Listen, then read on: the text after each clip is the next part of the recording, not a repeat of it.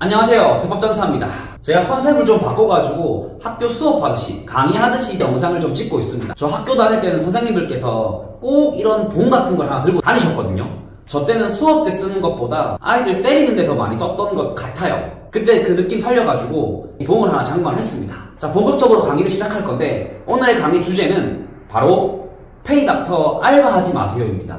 제 주위에 페이닥터로 일하는 동생들이 몇 명 있는데 꼭 주말 아니면 쉬는 날에 이렇게 알바를 하러 많이 가더라고요. 뭐 알바 같은 경우에는 보건소나 아니면 대표 원장님들이 휴가를 가거나 했을 때 대타로 일을 하러 가거나 뭐 여러 가지 경우가 있습니다. 그래서 내가 페이닥터를 하면서 알바를 할 경우 혹은 부업을 할 경우 세금은 어떻게 되며 과연 하는 게 좋을지 안 하는 게 좋을지에 대해서 좀 설명을 드리도록 하겠습니다. 자, 제가 우선 예를 한번 들어볼게요. 연봉 1억인 페이닥터가 있습니다. 그리고 카드 사용 내역은 한 6천만 원 정도라고 할게요. 그래서 대략적으로 연말정산을 하면 세금이 약 1,000만 원 정도가 나옵니다. 만약에 내가 이 소득 외에 아무것도 없다라고 하면 그냥 연말정산 1,000만 원으로 세금이 끝난다는 거죠. 자, 근데 내가 알바나 부업을 한다라고 해보겠습니다. 자, 부업을 예로 들면 제가 봤을 때 가장 많이 하는 부업이 쇼핑몰인 것 같습니다. 그래서 해당 케이스에 쇼핑몰을 한번 추가해보도록 하겠습니다.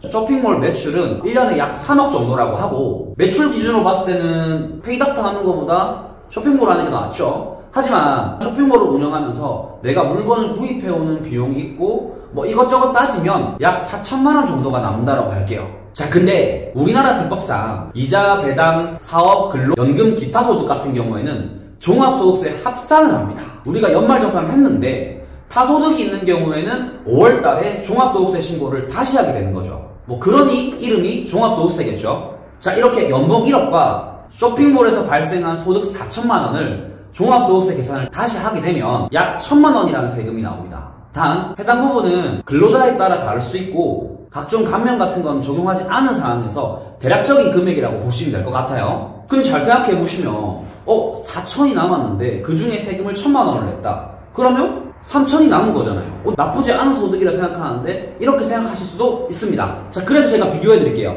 근로소득이 없고 오직 쇼핑몰 매출만 있을 경우에 세금이 얼마가 나오냐. 똑같이 매출은 3억이고 남는 거는 4천 정도가 남았습니다. 그랬을 때 종합소득세는 약 500만 원 정도가 나온다는 거죠. 단순 비교만 했을 때는 약 2배 정도 차이가 납니다. 아니, 생산이 본업도 아니고 부업이고 뭐 합산돼가지고 누진세율이 되면 뭐 2배 정도까지 내는 거는 뭐 그래도 괜찮은 거 아닌가요? 라고 말을 할 수 있어요. 자, 근데 생각해 보십시오. 페이닥터 분이 과연 연봉이 1억일까요? 저는 최소한으로 잡았는데 기본 2억, 3억 올라가시는 분도 많습니다. 과연 이런 분들이 투잡을 했을 경우 꼴랑 2배만 오를까요? 3배, 4배 오를 수도 있습니다.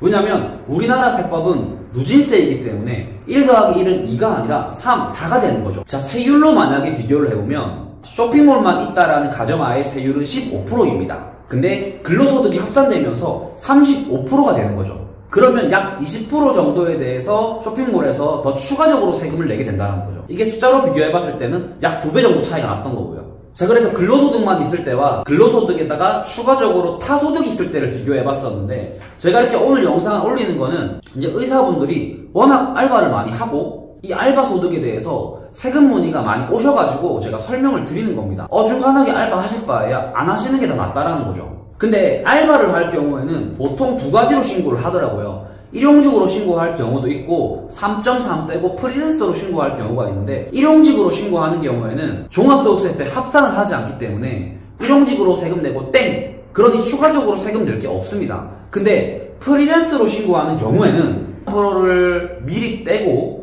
나중에 5월에 정산하는 식인데 보통 대부분의 프리랜서 신고하시는 분들이 이거 뗀 거는 5월 가서 돌려받으시면 됩니다 라고 말씀을 합니다. 자, 근데 페이닥터 분들 이거 환급 나오던가요? 환급 안 나오시죠? 왜냐하면 의사들은 거기에 해당되지 않습니다. 왜 그러냐? 연봉이 높잖아요. 연봉이 낮거나 아니면 프리랜서 소득만 있으신 분들은 소득이 낮기 때문에 내가 냈던 것 중에 일부분을 돌려받지만 애시당초 세율까지 35%인데 이게 환급이 나올 수가 없다라는 거죠.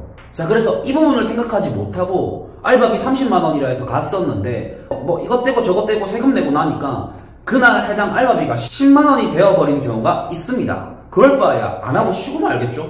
10만 원이라도 벌겠다라고 하면 가는 게 맞지만 과연 우리 페이닥터님들께서 10만 원 벌고자 가서 일을 하실까요? 아무리 꿀알바를 하더라도 제가 봤을 때 그럴 경우 없습니다. 그래서 저한테 이런 질문을 많이 해요. 세무사님, 아니 근로소득은 근로소득이고 내가 알바한 건 알바인데 왜 그걸 합산을 합니까? 우리나라는 종합소득세입니다. 종합이란 말이 뭐겠어요? 종합에서 합산한다. 자, 그래서 합산을 하는 거고, 내가 듣기로는 환급 나온다라고 했었는데 환급이 안 나오고 왜 납부가 나옵니까? 연봉이 너무 높으셔가지고 환급이 나오지 않습니다. 그러니 납부만 있을 뿐 환급은 없다. 자, 결론은 혹시 2024년도에 페이닥터로 일을 하시면서 알바를 한 게 있다. 자, 근데 그 알바를 했던 게 일용직이 아닌 3.3%를 떼고 신고를 했다. 그러신 분들은 5월달에 종합소득세 신고를 하셔야 됩니다. 하지 않는 경우 연봉이 워낙 높기 때문에 추가 납부할세에다가 플러스 가산세까지 추가적으로 납부를 하셔야 되니 꼭 5월달에 안내문이 날라오든 안 오든 체크를 하셔가지고 신고를 하셨으면 좋을 것 같습니다. 지금까지 영상 봐주셔서 감사하고 다음번에는 다른 영상으로 찾아오도록 하겠습니다. 감사합니다.